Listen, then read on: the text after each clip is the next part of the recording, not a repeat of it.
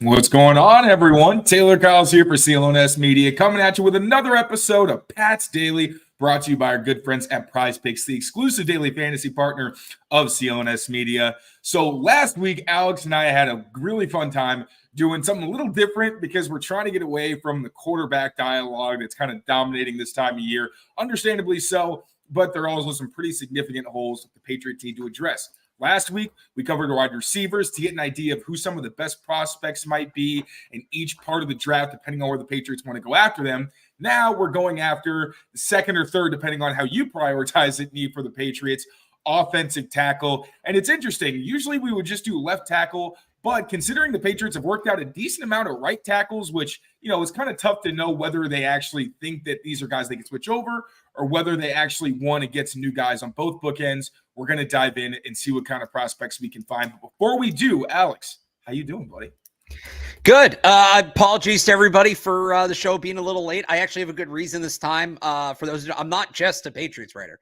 For those who don't know, I cover all things Boston sports for 98.5thesportshub.com. And I think we were supposed to go at 7:30. I think at about 7:15-ish, we got a Woj bomb. The Celtics re-signing Drew Holiday, 4 years, $135 million. So for those who think Kyle Duggar got a lot of money, keep in mind Drew Holiday, he's a starter, but there's Coley who does a bunch of podcasts. Where's he now? I think it's Underdog, has that great joke where like some NFL star quarterback will get paid and he'll be like, oh, he's getting like NBA seventh man money. So if you want to put that in context, but the Celtics extend Drew Holiday. If you want to check out more on that, 98.5thesportshub.com, how to get that post up for the people. But now I am ready definitely to talk some offensive tackles with you, Taylor. Oh, yeah, brother. All right. So before we get into the unless you have a thought on Drew Holiday, feel free to share. Okay. I'll admit I'm still getting into basketball, period. It's not even just the Celtics. I've never been a really big basketball guy, but I do know that Drew Holiday is a big guy for them to keep around long term. So I'm very excited for all the Celtics fans out there. I root for the Celtics. I will say that. Like, I'm from New York, but I'm not a Knicks guy. I do root for the Celtics, but really, I kind of turn it on during the playoffs when everything's high stakes. I was going to say, we'll get you. Once the draft's done, we'll get you on the Celtics bandwagon come playoffs. Here we go. It's just, I'm busy. I've been watching wide receivers all day. It's kind of hard to lock in on other stuff. But before we get into the actual mock draft, let's talk about the situation for the Patriots and offensive tackle right now. So what the situation looks like is you're going to have Mike Onwenu as your starting right tackle. That is what Ian Rappaport reported that he was going to actually be based on what the team expects. He'll actually have the first time in his career an offseason to train at right tackle. So obviously last season, he did a bang-up job. He was really good in the position, did a really good job against TJ Watt. But you also did see there were some up and down moments against the really good guys. Like, he wasn't perfect against Watt. Also, Watt probably had a concussion most of that game, so that needs to be taken with some grain of salt. And then you saw the week before, Khalil Mack kind of put him on the ground a few times. So maybe he slims down a little bit. The length really helps him because he doesn't have the foot speed that you typically look for at tackle. But it'll be interesting to see if he can make that kind of transition. Then you look at the left tackle situation. That's the biggest question mark right now. I would argue, and we kind of talked about this in other shows a little bit, that Kyles of CLNS can play left tackle. It's what he played for the majority of his college career. And it was what he was at the end of his college career before he switched to right tackle once he got to the NFL. So obviously, that's a lot of time. You learn different techniques when you get to the pros. So it is yet to be seen whether or not that's going to translate. But he has the experience, which is encouraging. And I do think that he is a good pass protector. He's not great, but if you're talking about like it was between him and Jonah Williams, who was a guy that we said that we really wanted the Patriots to get, by the numbers, they're pretty similar. And I do think that Kyles is actually more athletic than what you would have gotten from Jonah Williams, just not as well-rounded because while I do like his aggressiveness as a run blocker, and you see like pancakes on his tape, the effort's there, it's not really where he shines. So looking at the starters, how do you feel about where they're at right now? So first off, let me apologize. I've been saying Chucks, which is a great name for a lineman, but is it Chooks? Was I getting that wrong? Because I think it's Nigerian or something. So yeah, it's Chooks. Okay. Because Chuck sounds like Chuck sounds like a guy that just throws people all over the place. So yeah, I had to ask a Steelers source to be positive because everybody else is saying Chucks. I'm like, wait, am I the one saying it wrong? But I've heard some Nigerian names in my time. No, that's good. I'm glad I'm going to say it right now. So Kyles of CLNS. I'll start with Onwenu though. Like you alluded to, it sounds like he's going to play right tackle, but Gerard Mayo said he's going to start at right tackle, or he said he's going to begin at right tackle, as in like that's what he's going to be to start the offseason program. And I would not be surprised if once again Mike Onwenu ends up playing multiple positions. If he ends up back at guard at some point, something like that. but he's a good player. Center, we know, is locked down. David Andrews, that's an easy one.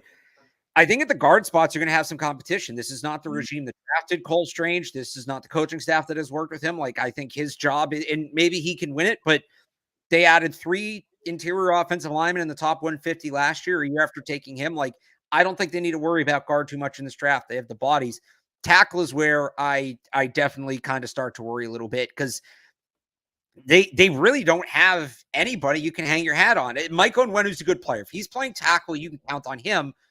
But we don't know that he's going to be playing tackle. Like, this is, kind of what I just explained. After him, Calvin Anderson just wasn't healthy enough to play last year. And if he gets healthy, I do like some of what he can do, but it's really tough to miss a full year of football and come back and be in game shape. So that's not necessarily a knock on him, but that's the reality of it.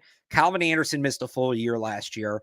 Connor McDermott, I think, I love as a swing, but that's about it. I think he's a replacement level right tackle. So, like, okay, you have your backup right tackle. Great. He can play left tackle, but he's kind of slow. Tyrone Wheatley and Vidarian Lowe, as far as I'm concerned, are unknowns. They were pure project players last year. That's what they've looked like. Maybe they come in better, but who knows? And then you have Andrew Stuber, who is also, I wouldn't even say he's a project player. He's just an unknown. He's a 7th round pick who tore some important muscle. I forget which one it was. I think it was his quad muscle 2 years ago. So, and as for Chuks Okorafor, I know you like him at left tackle. Maybe I'm scarred from the Marshall Newhouse experience. A guy that has played right tackle for the last 6 years, that has played exclusively right tackle in the NFL, suddenly moving over to the left side where he's not necessarily going to have a ton of help because we don't know who the left guard is going to be. That worries me.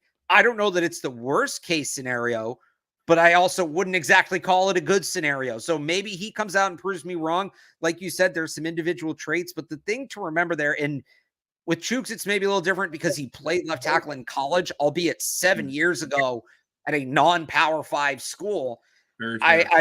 It was funny, actually. So I was having this debate with somebody about Marshall Newhouse. This was like 2 or 3 years after he was on the Patriots.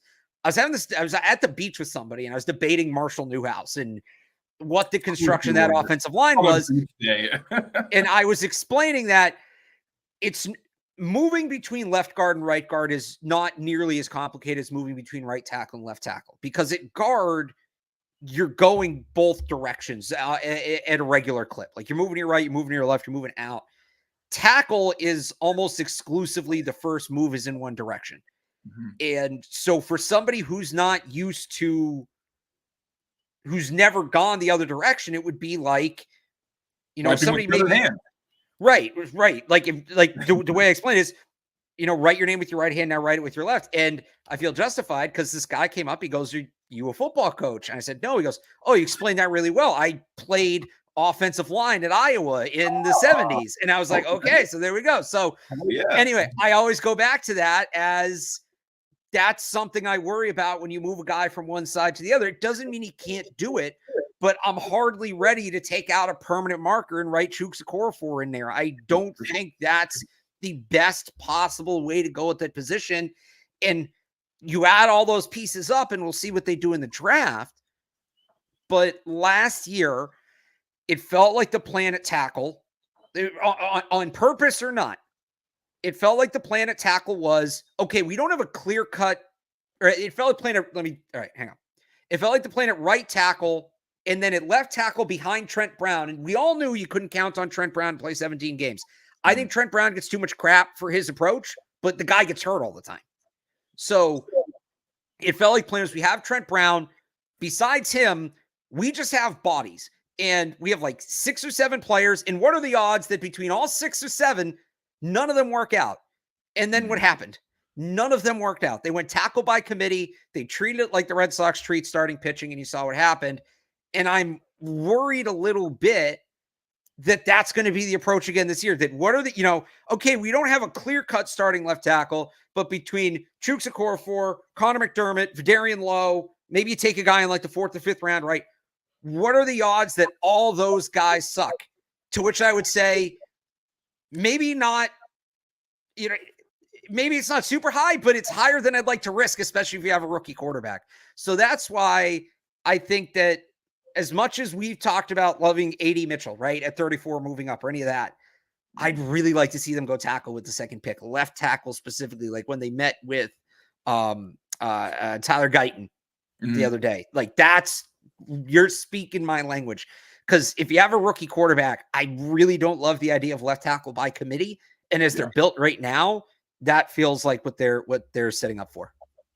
And one, to be fair, big difference this season is the coaching.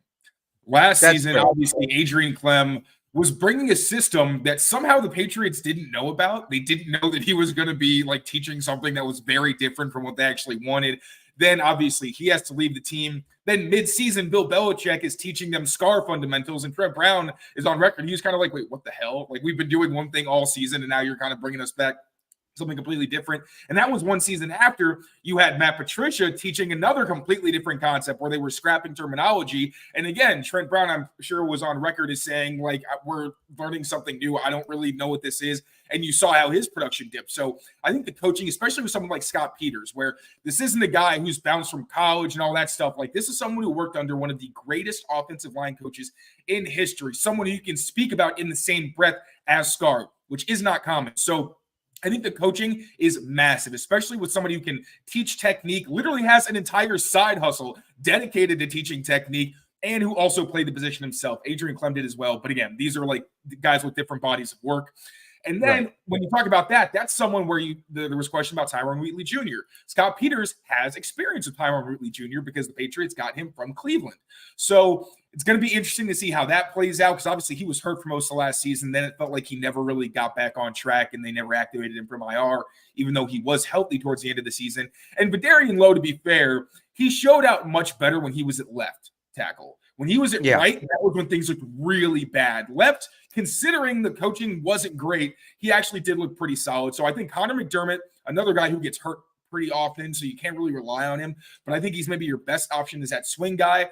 I like the potential for Vidarian Lowe, see maybe what happens. I don't think he's a starter, maybe like a spot kind of guy. And then looking at the rest of the depth chart, then you got Calvin Anderson, like you said. You can't expect a whole lot. But you did hit on a great point with the interior offensive line. Sidy Sow feels like he's pretty much a lock at the right guard spot, unless for some reason Mike Nwenu kicks back inside, then maybe Sidy moves to the left. But I think he's someone that you really want to build around, because he showed a lot of potential last season. And I spoke with him on the last day before while people were cleaning out their lockers, and he's like, yeah, I mean, I was pretty proud of myself, the fact that I did what I did, considering I spent the entire summer at tackle. Like, guard in the NFL was pretty much new to him when he was learning on the fly. But at that left guard spot, you don't know what's going to happen with Cole Strange. He's nearing the end of his rookie deal. Obviously, he's got another year next season, but you really don't know what you're getting exactly. So personally, when I've been going through my mocks, a big thing I've liked to do is, and I also agree that, you know, if you're going to get a tackle with the second pick, it needs to be a starter. But I would like to see a starter at that spot over a wide receiver. I just want an impact player.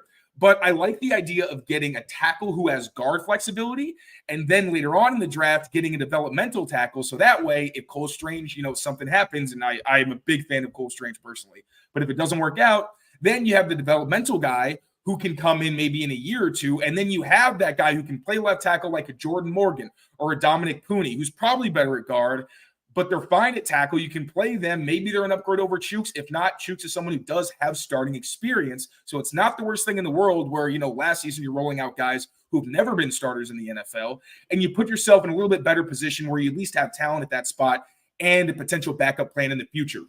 So also before we start, George, get out of here, man. Get the absolute heck out of here. Jersey is the swamp of that area of the country. All right, moving on. Just had to get that one out there. They both suck.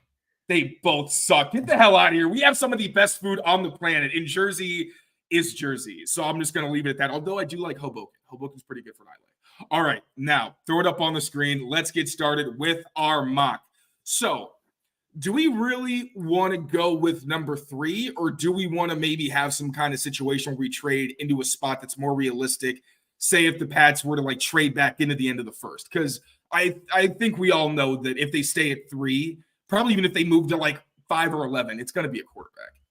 I mean, yeah, quarterback. Right. Yeah, we can do that. I think 6, because I just think the conversation is more interesting at 6 than at 11, just for the sake of, you know, us being entertainers. Right. I'm just going to try to, Although I do think you can get Olu at 11. I'm feeling like he's going to slip because I think Talise Fuanga is someone that people like more than him. And then even JC Latham, I've been hearing a lot of smoke with him in the Chargers because he's like a prototypical Chargers right tackle. So I think Olu's a guy that may be available later. But anyway, we'll see what happens. All right. Hey, hang on. I got to remember how this. Okay. Let's make it like a future pick so that we can kind of still go with. Actually, well, no. Yeah, so here's what I'll say, because if they make this trade, they'll probably get 47 also. Right. So I'm not going to bother putting the future picks on because we're just doing this for this. But for the sake of moving down for 6, they probably would get 47. So it gives us a chance to discuss another tackle. Is there anybody that we could trade with where we would get one also at the end of the first round so we could kind of look at like if they trade back into the first? I'm trying to Do we want to use like 47 to move back up? Well, but now we're defeating the purpose there. I'm thinking like maybe something where we move a little bit back from the third pick, but still get like a couple. Yeah, that's probably unrealistic. Now we're defeating the. Hang on. Now we're defeating because the purpose of the exercise is who do they take where. So I'm just going to take chronic overthinker. My bad. No, you're good. You know what? Let's just do it at 3. We'll pretend we're at 6, whatever. The idea is range of the draft. Realistically, if they're taking a tackle with their first pick, everybody's on the board. Whether it's at 3, whether it's at 6, they should not move to 11. Every tackle should be on the board with their first pick, whether it's at 3 or at 6. You're right. So Joel, I feel like that's pretty locked in. And look, I'll be honest, I am a huge fan of Tali Fuanga. Is it Tali Fuanga? You don't pronounce the S? I've heard it. No, it's like a nickname. Okay. Like Tali. Like he goes by. I've seen people refer to him as that. I think his full name is Talise or Talisi, but I've seen people call him Tali. But it's Fuanga, the last name. Fuanga, I remember Fuanga, Yeah, when they were going over it at the Senior Bowl, like they had him on set. They spent 5 minutes of it. He is a football guy's kind of lineman. He is big. He is mean. He is nasty. He is smart. But I think he's a pure right tackle. I know they've talked about him maybe moving to the left side in the NFL. I don't know how you feel, Taylor. I think he's a right tackle. He's a damn good one. Yeah, but I think he's a right tackle in the NFL. Yeah, and again, because he's such a good player and you're picking him that high, I don't think it does you any good to move him to another side of the offensive line where you're projecting what he's going to be. So yeah, I would choose him if we thought that they needed right. If it was like last year where they needed right more than left, but right now, yeah, I would. I feel like it's got to be Joe Alt. And so, I feel like most of the Alt over Fashanu people are off that train. There were some more in January, but I feel like everybody's kind of realized just how, for lack of a better word, pristine of a prospect Joe Alt is. He's like really, truly can't miss. I think Olu's close, although it's weird. He has like very small hands. Like Kenny Pickett hands. I didn't really notice. Maybe it impacted him as a run blocker because he does have issues sustaining. But I thought that was a weird part of his profile where he has really small hands. The rest of his profile athletically is fine, but that was odd. But yeah, I think Joe Alt is clearly in a different tier. Olu's right there, but I think like Joe Alt and Talise Fuanga are really like in terms of left and right tackles, they're at the top, no question. Where do you stand on Joe Alt as the offensive lineman version of Marvin Harrison? I don't think he's that's tough. Actually, no, I like that because they're really polished.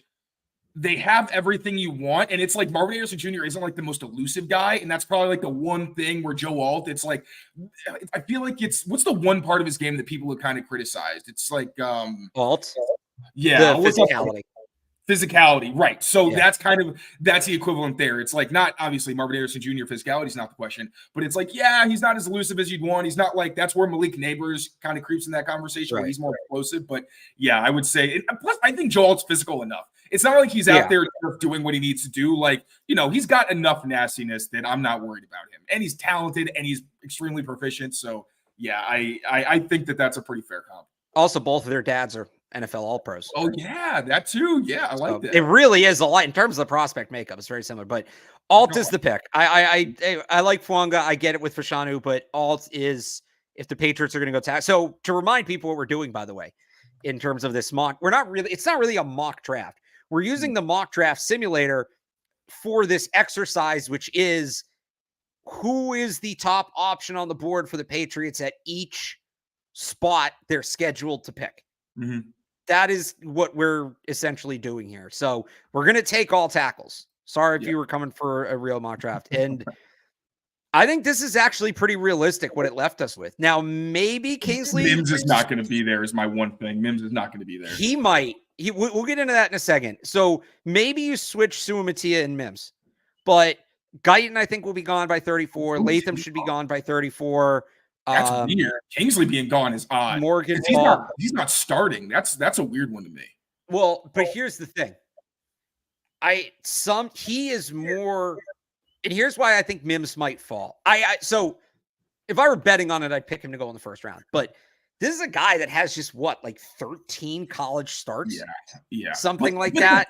Though, I get that. But the tape looks like he's been playing for a lot longer. And I would be shocked if scouts and coaches were that concerned considering how advanced he is. And he's young. It's not even like he's a guy with not a lot of experience and he's older where you're like, do we want to? What is he, 21? Yeah. Yeah, Amarius Mims. So do we want to restart this to try to give us a shot at Kingsley? Because if Kingsley's the pick here.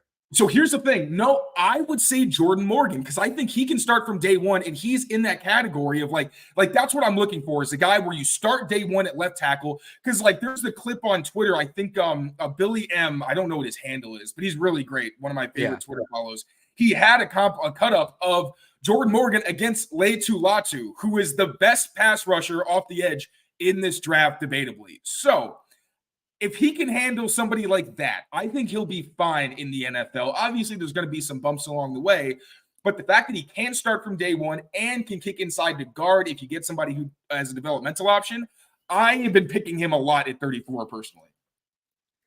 Here's what bugs me out about Jordan Morgan. There is I know people roll their eyes at the arm length thing, but there are very few successful tackles with arms under 33 inches. But the guys who succeed are the ones who are really good technicians, like Isaiah Wynn. Scar swore by Isaiah Wynn, and the reason that he did was because it's but if you understand punch timing and how did Isaiah Wynn succeed? If Jordan Morgan becomes Isaiah Wynn, good up to those last couple years in New England when he kept getting hurt. They drafted him as a left tackle. They moved him in a guard. He didn't get a second contract. They need a franchise left tackle, and that's what bugs me out about Jordan Morgan. Will Jordan Morgan hang around the NFL as maybe a tackle guard combo? Probably. They have enough guards. I don't care about versatility at this pick. Because this is probably where they're going to pick the tackle. This really should pick the tackle. I want a guy that has the best chance to be a long-term starting left tackle. I don't disagree with you on your projection of Morgan that he'll be a decent player and you'll play him at tackle when you need, you'll play him at guard when you need. I just have no interest in that player. We've done that. It doesn't work. I want a true starting left tackle with this pick. So I look at Tyler Guyton. I look at Kingsley. I look at Patrick Paul. I know people think this is super high for him. I'd maybe move down. Patrick Paul, to be honest. But I see what you mean. I might move down a little bit, but Mims, if he falls, would be interesting. I might get a little squeamish with just how experienced he is, but I would take Mims over Morgan because, again, I want a starting left tackle. I don't want a tweener. I don't want to. We're going to draft tackle year one. I want a long-term start. I would rather draft a guy who I believe can be a long-term left tackle, even if he can't play right away, than a guy who can play right away but may not stick at left tackle. But we're still talking about a second-round pick where, in this, if we're doing this, we're talking about someone who you'd like to be an instant contributor. And he's not going to be on the field for at least a year. So I don't think that, I think the upside is where you make the argument. But I like Kingsley closer to the middle to late first round than I do this early. It really does not sit well with me to take somebody in the second round who's not even going to play for you in year one. So, Taylor, I've said this, and I think you agree with me on this. I don't want to see them pick a 34. I want them to move up or down from here. Right. And it's a weird spot. Available if they stay put. I just think it's too rich, man. I just think it's too. I can't get on board. Well, but here's the thing. At a certain point, let me ask you this: you think it's too rich now? If Kingsley becomes the next Matt Light, who cares? I'd hope he'd be better than Matt Light. To be honest, Matt Light's a damn good player. I know he's a very good player, but a guy with Kingsley's profile, he better be better than Matt Light. No, but I'm so even more the reason I'm saying a guy who is the left tackle of the New England Patriots for the better part of the next 10 years, right? Okay. If he becomes that guy and they took him at 34 instead of at 44, who cares? And that's kind of where I'm at with it. But I think you can get a 10-year starter at left tackle. Just if you're talking about developmental prospect, I think you can get that later in the draft. That's why I don't feel comfortable with it. If it were a more shallow class, I'm like, absolutely get the guy who. See, but I think it is. I think it is a shallow class. I disagree. Like, and we'll get to that later. But I'm just saying, man, are you hard no on Jordan Morgan? I kind of have been, yeah. Because again, I want a guy I know is going to stick at left tackle. I want to go upside here. I don't want to go floor here. To me, Guyton is the guy. Getting a guy who can play tackle as a rookie from day one. And worst case scenario, he's not great at it. Worst case scenario, he struggles a bit. You still have Chooks, and you can put him in, and that guy can play guard for you as well. If again, Cole Strange, but they don't need a guard. What's going to happen? But they don't need a guard. What do you mean? Yes, they might need a guard. Cole Strange probably isn't going to play to start the season. You can get a guard later. You can get a guard later. They've invested so much in guard in the last few years. That's still a worst case scenario. Like I'm saying, this is a guy who, again, has tape against one of the best pass rushers in this class. A guy who has all the tools, who has length, who has explosiveness, who has different tools in his bag. And he was fine. Like, I understand that, especially when you're talking about arm length, like, that's something you typically only see in the first round. Like, we talked about this before. Once you get into the later rounds, that's where you start having to make some kind of concession for these tackles. And for me, because I do think you can get starters later in the draft, I think it's better off to get the guy, again, who can be that immediate impact player for you. So, all right, let's let the chat decide. Let's let the chat decide. I think 34 is a second-round pick. I know 34 is a second-round pick, but if you're going to be the draft and develop Patriots and you're picking this high, you need to be evaluating this pick like you would a first-round pick. This is not your normal second-round situation. I'm with. We'll let the chat decide. And let me ask Morgan. If Guyton was on the board, who would you take here? If Guyton was on the board, I would take Guyton. I would take Guyton, no question. Yeah. Okay. You want to go again and see if we can get Guyton? No, this is a good conversation. This is where we are. It's interesting. Let's all right. All right, let's see. What do we think? What do we think, guys? Patrick, we need votes. All right, we got more Morgan over at guard. Okay. I wish we had polls. Can we do polls on this? I've never tried. This is what I usually do. Morgan or Mims? First name Morgan, Mims, or Kingsley's gone. Morgan or Mims? If King, and you would take Morgan over Kingsley. I would take Mims. I would be shocked if he's there. I wouldn't be, because I wonder if teams get squeamish about the experience. All right, you know what? Let's take Mims. If he's on the board, let's go Mims. Because I'm not saying no to Mims. Like, that's like, there's no way I'm passing on him. So we'll go with that and we'll both be happy. There's always one of those guys, especially the big, like DeJuan Jones fell last year. Teams get skeeved out by players that they think are too big. But DeJuan's thing was also, that was like people didn't know if he was ready to commit to football as well. I feel like that was also some stuff where I've heard that was overrated. Is it overrated? I don't know. I've never talked to the kid. I don't know. I've heard that thing was maybe a little overblown. Okay, fair. That it was a question, but I think he answered the question well enough in the pre-draft. Okay, so maybe it was overblown. All right. Now, we're going to move on to the third round, but first we got to pay the bills. So quick word from our friends at Prize Picks. Be right back. Get in on the playoff action and win up to 100 times your money on Prize Picks, as you and the world's best players take the game to a new level during basketball's postseason. You can win up to 100 times your money on Prize Picks with as little as 4 correct picks. You can turn $10 into $1,000 with basketball and hockey entries today on Prize Picks, America's #1 fantasy sports app. Prize Picks is the best way to get action on sports in more than 30 states across the country, including California, Texas, and Georgia. I personally love Prize Picks because they're super easy to use, easy to navigate, and they offer injury insurance, so your entries stay live even if one of your players gets injured. Quick withdrawals, easy gameplay, and an enormous selection of players and stat types are what make Prize Picks the #1 fantasy sports app. Download the app today and use the code CLNS for a first deposit match up to $100. That's code CLNS for a first deposit match up to $100. Prize Picks. Pick more, pick less. It's that easy.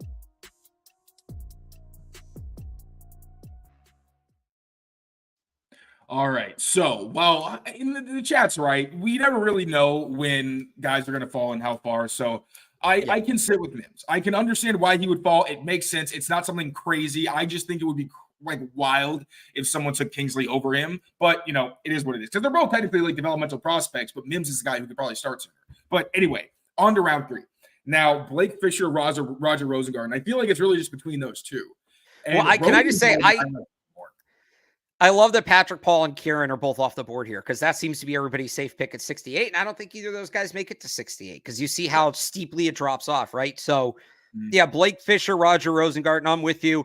I stand by what I just said about Jordan Morgan in that I want a left tackle. I don't want, well, maybe he can play left tackle, but worst case, we can put him at right. No, you just paid Michael Onwenu all that money to play right tackle. I'm still hunting the left tackle. I also happen to think Rosengarten's a better player for what it's worth. I just think he's better than Fisher. So I this is easy to me. I wasn't like blown away though. I was like, oh no, he's a good player. But like if he like fell to you in the 4th, I'd be like, oh yeah, no, that's nice. Oh yeah. Him. I was literally about to say great double up tackle because he can play both sides and he's like working from a solid foundation. So really good third tackle. He adds size. In 3rd round, that's like you're talking about a developmental guy. He doesn't have to play, like you said, can play both sides. Already really advanced in his pass sets and his punches and everything like that. He's kind of like Troy. Like both of those tackles were really good switching things up on guys. So yeah, I agree. I like Rosengarten for sure. Somebody asked Fisher over Rosengarten. Is this a reach at 68? Javon. Oh, Fisher. I read that as Foster. Never mind. We are talking Fisher and Rosengarten. Yeah, round guy for me.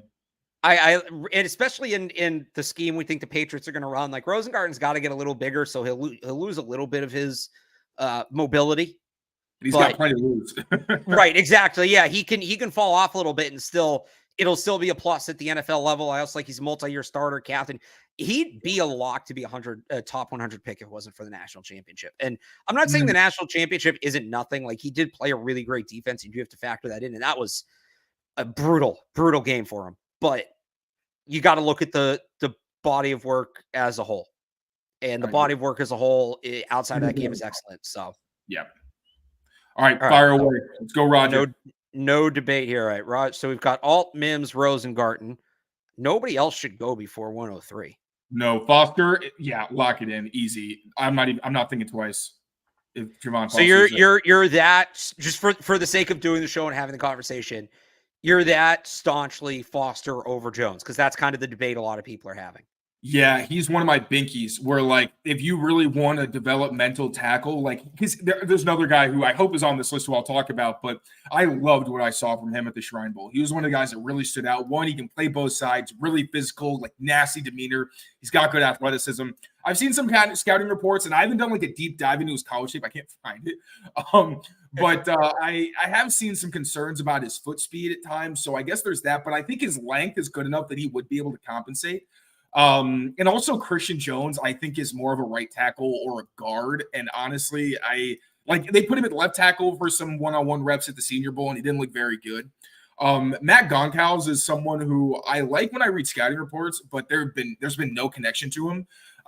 So I'm not really sure they'd be interested in him. But yeah, Javon Foster, especially for this range, I definitely like him the best. So I like Foster. Here's where I'm going to contradict myself a little bit because now we're in the 4th round. Now I want the versatility. Now I want the guys that can play everywhere because now we're looking for backups.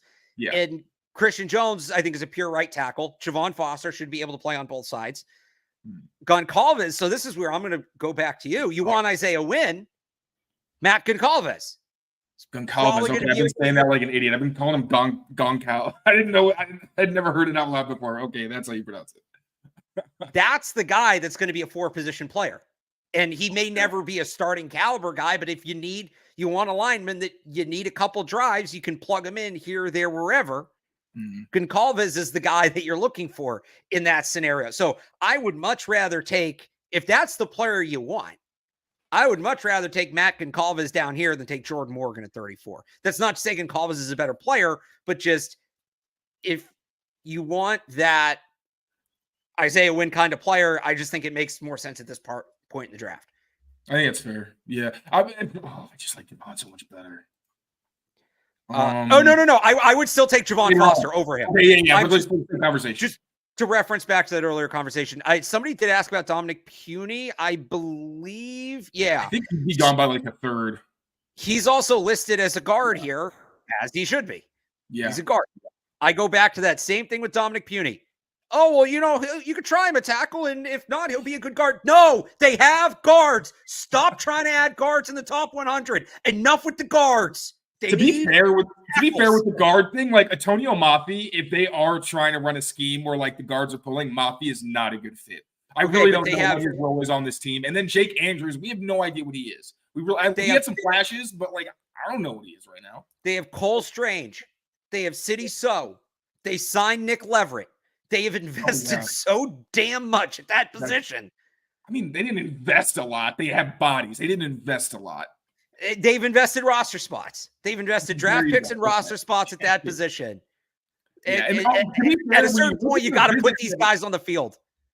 When you look at their visits, they clearly do have interest in some interior linemen, but those guys are really like probably mid to late day 3 undrafted kind of guys. So I would agree that I don't think they think the need is that pressing, especially after the veterans they signed. You want to take a tap, and I'm the guy, people, long-time CLNS watchers will remember me in 2022. I spent the whole pre-draft process needling Evan about taking a guard. So I'm clearly not against it philosophically as a whole. That's legendary, me and Evan going back and forth on the guards in 22. This year, anything inside the top 200, no. You want to take a guard, do it on your own time after the 200th pick. Anything before that, no. You've done enough at guard. Yeah, I did. They have Michael Jordan too. I should add another body they could throw out there. But here I think we both agree it's Javon Foster. Yeah, for sure. Why am I struggling? What am I struggling with? I got my guy. Who did I say you're struggling? Somebody says who knows? I would just say that I think that maybe that's where I was struggling because you were right. The veterans that they did add, that kind of trumps the fact that I don't know if Mafi's a good fit. So yeah, all right. And if you're just joining, this isn't a real mock draft. We're doing this is exactly what it is. It's like which tackle would you take with each pick? Here's an interesting question for you, Taylor, on the veterans. Would you try Andrew Stuber at guard? Yeah. I don't want him to tackle anymore. That needs to stop. Like, bless the guy's soul, but they also put him at left tackle. They put him at the hardest position to play on the offensive line, and he just has not looked great. So, yeah, I would like to see him either at right tackle or at guard, but just please, for the love of God, stop playing that poor kid on the left side. All right, so there's another guard for you. Thank you for helping my case. We'll throw Goncalves in here at 137. I know we just talked about in the last one. This is probably more realistic. We do have Glover. Let's go. We're a little early. That's later. That's for later. But I wasn't sure if he'd be there. That makes me happy. Okay. So but this is where this draft really thins out because he's on the screen and we're like 4 picks away from him. So. Yeah.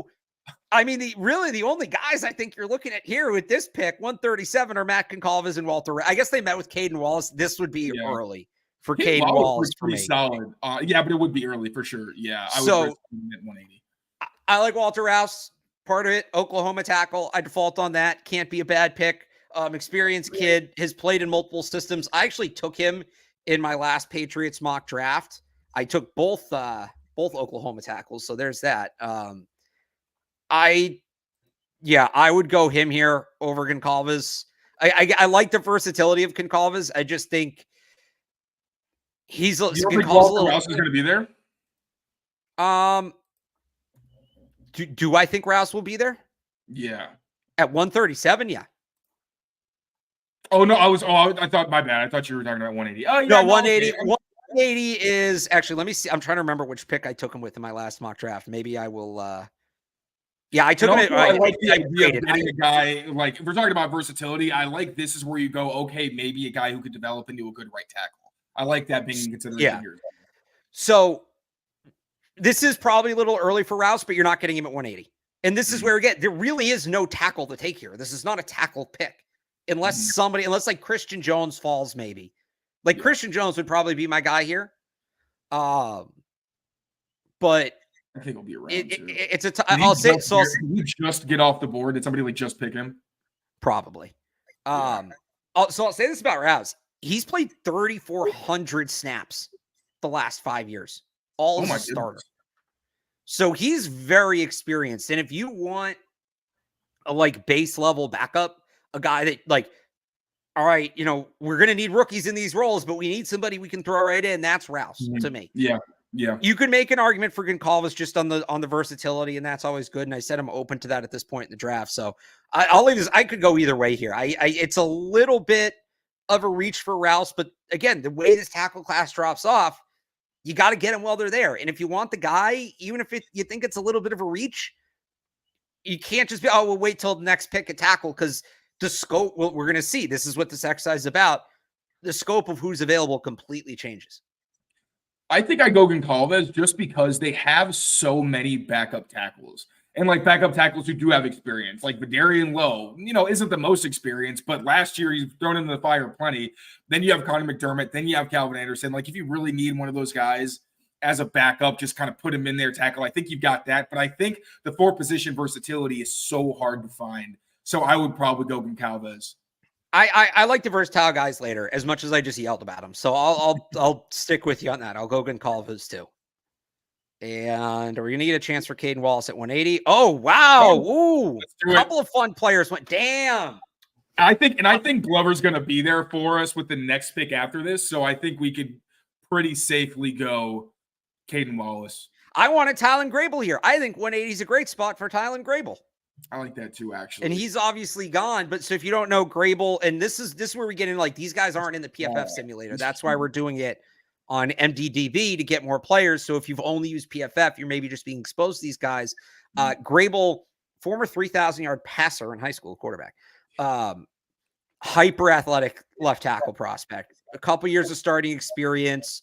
He had tested great at the combine. He's a bit of a late developer, grew late. So that's why, he was at UCF. He didn't start right away, but I think he's the kind of guy that we just talked about in their system, what they're going to want their tackles to do. I don't know that he's going to give you anything this year, but at this point, we're down at pick 180. These guys aren't roster locks. If you want to try to get a lottery ticket and find a tackle you can really develop, Tylen Grable to me is the kind of guy I want to work with in the long term. Yeah. If he was here, I would definitely take him over Caden Wallace. But again, like Caden, I think is a guy who has starting upside, which is not something you're going to find very often this late in the draft. And I think Goncalves, we took him earlier because that 4-position versatility is huge.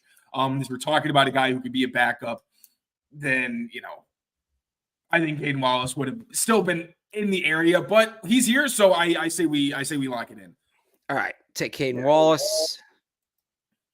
Now we're going to lose Glover. That's the question. You better not. I'll freak out. Ethan Driscoll went too. I like Ethan Driscoll just because he's huge. He's like 6'9", 320. That's it. Like, there's not much else to his game, and I wouldn't have taken him there. Like, I'm surprised he went that high. I'm not taking him in the top 200, but you can't teach size. So he's my you can't teach size guy.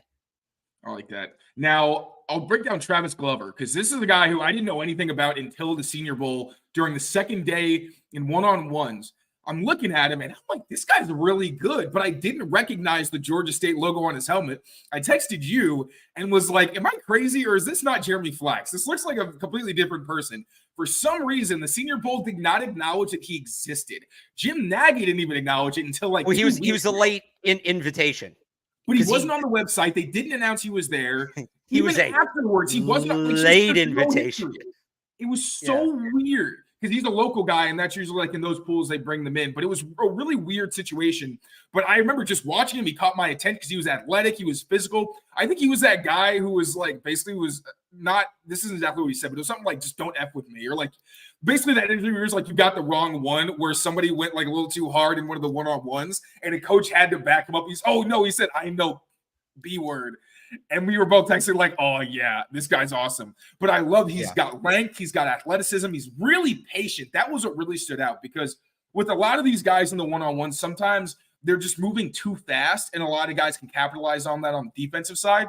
But he was just waiting for guys to come to him and then locking them down. And once they went to team drills, he really popped for me in the run game as well. So Travis Glover's been a guy that I'm pounding the table like if he's there late on day 3. And, I mean, I don't really have to pound the table because the Patriots have shown him a lot of attention. They met with him at the Hula Bowl. I believe I'll look at my tracker right now to see how much I think it was the pro day. They didn't host him. because Caden Wallace they hosted, okay. But I think it was his pro day they met with him. So yeah, I think you're right. Oh no, it was a 30 visit. It was a recent 30 visit. Yeah, they had him. I think 30. Okay. Yeah, it was announced, I think, last week. So the Patriots, he's on their radar, but I'm really glad. I really liked him early on, but yeah, for me, he's the no-brainer pick. And I'll be totally honest, other than Frank Crum, who I'm vaguely familiar with, I don't really know the guys at this part of the draft anyway. Just full transparency. It's kind of hard to know offensive linemen this late in the class. So Julian Pearl is another guy that I thought was interesting when I was reading scouting reports, like while doing mock drafts. Literally have never seen any of these names. So I can discuss a few of these guys. Or I'll take Glover, and then we can get into a few of these guys. We'll see who goes off the board. I'm happy. Yeah, Glover, and you want tone setters up front, and he's a tone setter, and that's great. So mean MF, I love him. So the guys that like Ethan from other teams as well. Like it's not just the Patriots. I feel like among these late round guys, he's been one of the more popular ones, considering like people have him as like a 7th round pick, priority free agent. I think he's getting drafted 7th round latest. I wouldn't be shocked if he went in the 6th. There's a few of these guys every year, and they don't always get drafted. Like who's the quarterback last year? Holden Ahlers from Eastern Carolina. That show out at a lesser showcase game, get the last minute, because that's what Glover did. He was at the Hula Bowl. He was so good at the Hula Bowl. The Senior Bowl needed alignment, and that's what they do. They talk to these other games, and they say, "Can we get anybody? You know, who should we take?" So he has a great Hula Bowl, goes to the Senior Bowl, has a good Senior Bowl, and now everybody wants to be in on the it prospect. How we missed this guy? He's rising up, and so like last year, and it's quarterbacks. It's a little different. Like Ahlers didn't get drafted last year, but he got a ton of this buzz kind of late. And Travis Glover's kind of reminding me of that. And for what it's worth, I like Holton Ahlers. But here, so I'd go with Frank Crum here. He's kind of 540. What's up? Ran a sub 540. He's like 6'8". Crum, yeah. Again, it's kind of like Talon Grable, like just tremendous athlete for the position, great size. He's the kind of guy that if you want, if you're okay having a long-term plan for a player, Crum's the guy that like I would want to work with. Some other guys who will be here, like Ethan Driscoll he'll be here at 231. I think we've talked about some of these guys. Aneem Donkwa is, I think, how you pronounce that? Yeah, that's mock. He's always there in like the 7th round. So he is freaking huge. Yeah. He is, I'm trying to pull up he is 6'8", 353 with 36-inch arms and is a multi-year starter at left tackle. Oh my God. Oh, he is big. Oh my God. I'm watching his combine drills now. Good Lord. Yeah, he can't really move. He's pretty stationary. But if you just want a big guy to throw out there, you're not going to get much. The only other guy who fits that is Josiah Ezerim, who I think we've talked about, Taylor, who's another big guy. I'll get his size. He's a converted defensive lineman. And I have a soft spot for the positional converts because I think it's an interesting makeup. Yeah, 6'6", 330, 36-inch arms. If you just want raw size, those would be the guys that you call at this point. And I think there was one other guy I wanted to touch on, or was that? No, that was everybody. But yeah, I like the upside of Frank Crum with his athleticism. I mean, you could talk me into Donkwa just in terms of like, I don't know, like they thought Trent Brown was the 5th round pick because he was too big to play. And then he was. Now, Donk was coming from Howard, not Florida, so that's a little different. And Trent Brown's a unicorn. Trent Brown's an alien. But I'll never say no to 350-pound lineman. Crum is just I just like Crum better, but I like Crum better too. I'm going Crum. I just figured we'd do this. The one other guy worth mentioning here, and some people in the chat. Yeah, he just had a top 30. Oh no, he was it a 30 visit? Let me check. Yeah. It was something. It's different because he's not a real college player. Right. Giovanni Manu, 6'8", 350 from the University of British Columbia, multi-year all-Canada. He did have a 30. Offensive lineman, and he is Canadian. He's like from Canada. He's not just playing there. Yeah, same thing. Like if you just want to go get a big freaking guy, could put him on the list too. I think he's a better athlete too. Like he can move pretty well, and he has guard flexibility. But you're talking, I mean, I just said, with Donko, you're wondering about the jump from Howard and FCS to the NFL. This is a guy that's coming from, I think it's the CIF, right? I believe. You probably know better than me. I used to know this. No, not the California Interscholastic Federation. It is I thought it was CIF. I guess not. Maybe they changed their name. I used to know this. I'm going to be bummed if I get this wrong. This is right up your alley, bud. I know. Why is this so hard to Google? Because no one really invests in Canadian football outside of Canada. This isn't even Canadian football. This is college Canadian football. So, it's U Sports. Okay. What's the CIF then? I don't know. We were talking about the jump from U Sports to the NFL. This is not my area of expertise. Yeah.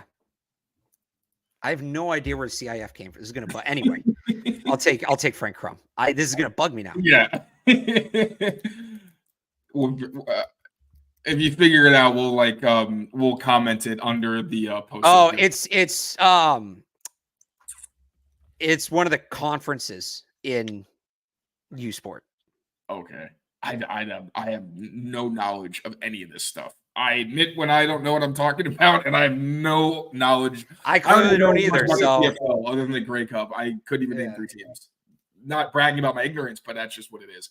All right, so let's review what we got. Joe Alt, obvious. Amarius Mims might not be there, but if he is, obviously the inexperience is a problem, but he's such a talented player and has already shown so much technically for someone who's as inexperienced as he has.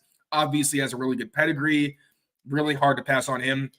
Roger Rosengarten, somebody that you don't expect him to play early on, but worst case scenario, he can get on the field for you. He's very technically sound. And once he adds more muscle and size, he could legitimately start for you on either side of the line of scrimmage. Javon Foster, one of my binkies. I really, really like him as a 4th-round guy who could legitimately develop into a starting caliber left tackle. And, all right, let me try to go off memory. Who was after that? It was Caden Wallace was next. Yeah, sorry, it just glitched out. Yeah, Caden Wallace was next. And then we had, Caden Wallace, probably somebody who you'd like to develop as a right tackle, but somebody who could legitimately start for you.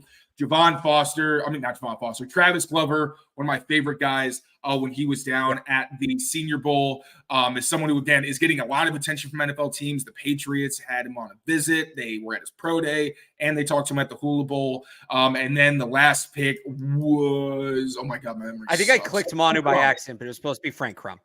Okay, Frank Crum. And then, another, just at that point, you're betting on trades because really the 7th round is like, this guy is probably going to be a priority free agent. We'd rather, guarantee that he's going to be on our team.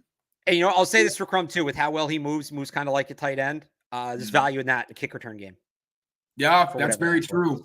It's going to be interesting to see if those kinds of guys who are just like those really like legitimate, like tight end tackle hybrids are actually going to have a place because they don't have to sprint all the way back there and operate as much in space.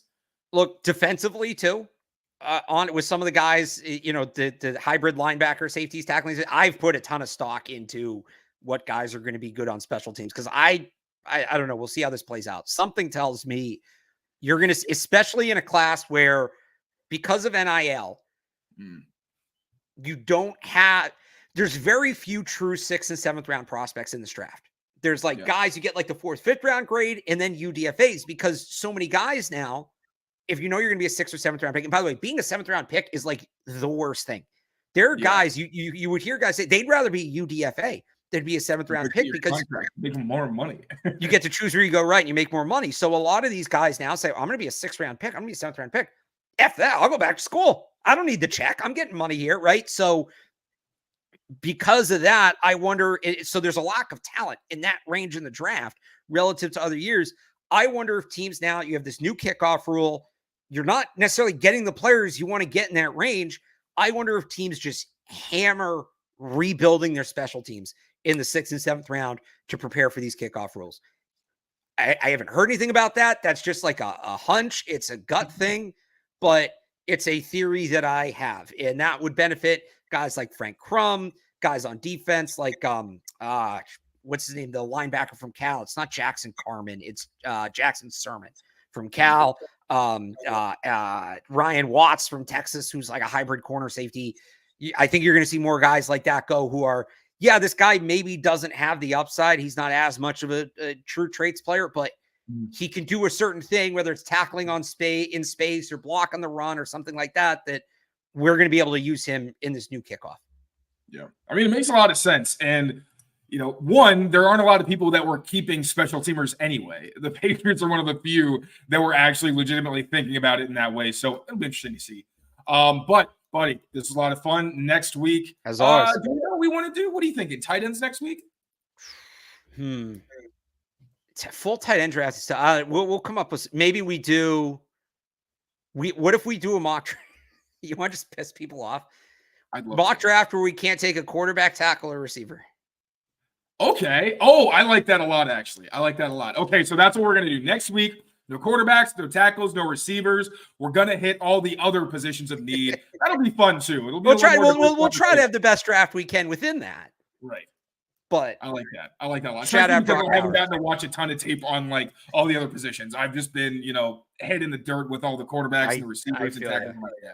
All right. Thank you so much, buddy. Now let the people know what fantastic stuff you got coming down the pipeline this week.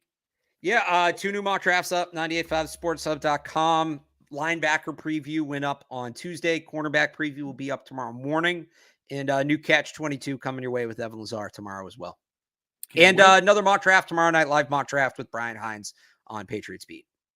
Yep, Patriots family, Patriots Press Pass family. All right, thank you, buddy. And thank you all, as always, for watching. Now take